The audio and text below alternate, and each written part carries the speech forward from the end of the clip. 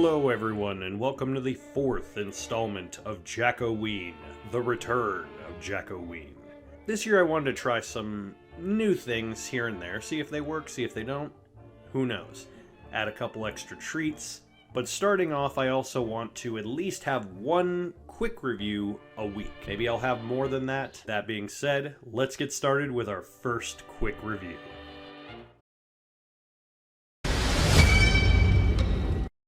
Scare Me is the story of two strangers inside of a log cabin.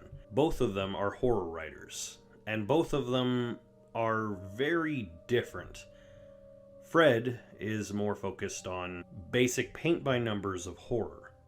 He's fairly well established, and is just struggling to do his best. Whereas Fanny, the other horror writer, focuses more on feministic writing and has a different style of horror with her writing. Since both of them are stuck inside a cabin, they do what they do best: tell stories. But sometimes the stories can be way darker than they expected. Anyone who's ever out in the woods or told scary stories as kids knows that atmospheric feeling of just dread and building of suspense and thinking about things that your mind is making the picture painting than any visual could actually do proper justice to.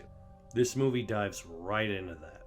It is pure atmosphere. Josh Rubin from College Humor fame does a great job as playing this guy who's unsure, has more confidence in himself, but is kind of waning. Whereas Aya Cash, the girl who plays Fanny, right off of her character in The Boys, is almost in the same cloth. She comes off as such a massive bitch and clearly straight off of a satire of a lot of feminist writers. But it's not done in a forceful way, it's done in a more practical way. I think what makes this movie so good is just this feeling around it. It seems like the kind of movie that you just pop on, put on some popcorn late at night. Doesn't necessarily have to be around the horror season. Just feels like a fun little movie you can watch. And that's what I like about it. It's just simple. There's no real overarching creep, menace thing, but there's a good amount of atmosphere and it feels more genuine because of it. So check it out and let me know what you think. And continue to watch Jack-O-Ween.